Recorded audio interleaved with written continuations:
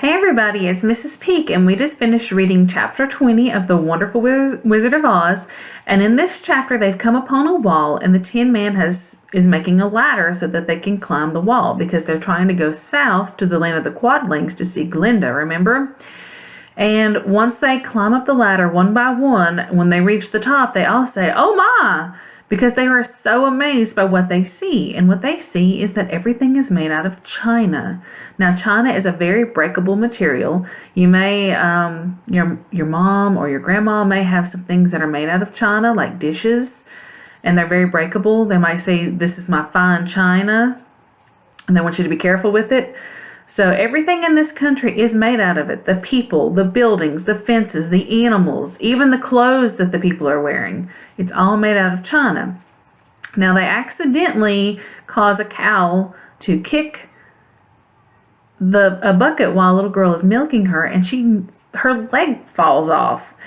And the bucket smashes into pieces and the little girl nicks her elbow. So everything here is very fragile.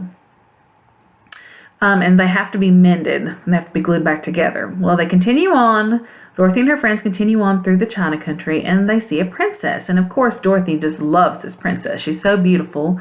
And she talks to her, and little princess explains how getting cracked is not good. You don't want to have cracks in your body, that it makes you look funny. And she tells her about this little clown, and they even see this clown. And they see that he doesn't look pretty at all because he is cracked in so many places, or he's broken himself so often. And Dorothy really wants to take this princess home with her, but the little girl explains that when they leave China country, they no longer can walk around and be free, that they stiffen up, just like a China doll would, like a porcelain doll or something. There's just a doll to sit around, and they can no longer move around and talk. So, of course, Dorothy decides she's not going to take her with her. She wants the little girl to stay there. And so they continue on their journey through the town. They come to the other side. There's another wall. It's not as high as the first one. So they all climb on the lion's back, and they jump over the fence. And the lion's last. And then when he jumps over, he accidentally knocks over a church and smashes it to pieces. And they're all glad to be out of that country because it is very, very fragile. All right, so let's look at your map. We added the town of China country here to your map. And so inside, if you have room, you can draw a couple of houses and things like that to help you remember what was in there. Was these little tiny miniature houses. And remember, all the little people in the houses were really small. So you can draw some little houses, maybe some fences, maybe a person or two, an animal, whatever you want to add inside your little fenced-in area.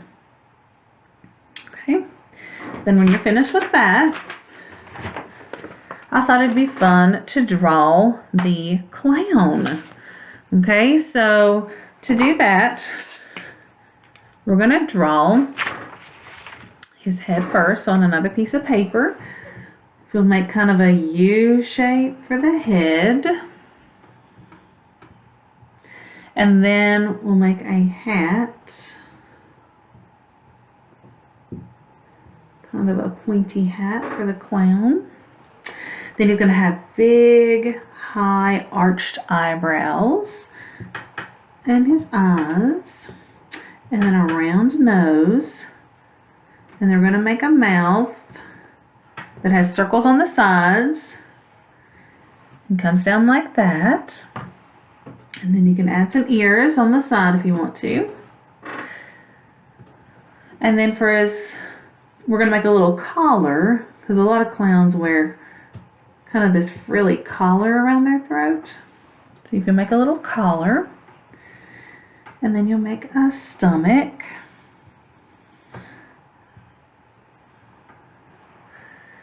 Kind of a rounded shape for the stomach. And then we're going to make the arms. They'll come down by the side. And then the hands, you can just make a thumb and a hand. That's the easiest way.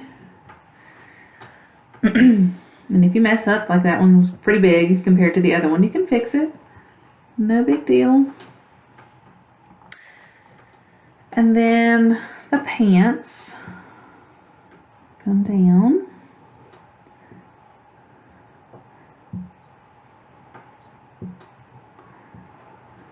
With his pants.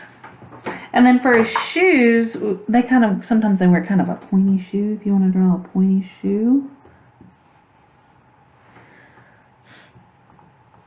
And then we can add in some details,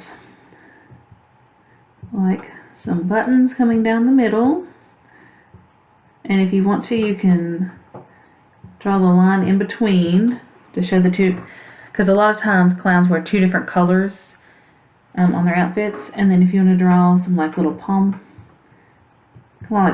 along the side of the pants too. Add in some details.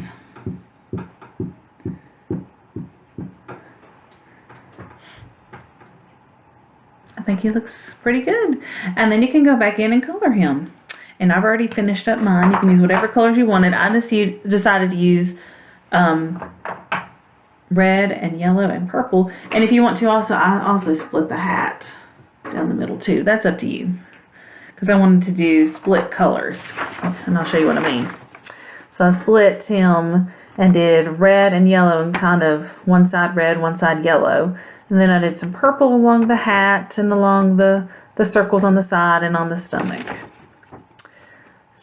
And then if you wanted to, you could go back and put in some cracks. Because remember, he's all cracked because he's fallen so many times. Alright, well, I hope you have fun with this. And I will see you next time, guys. Bye.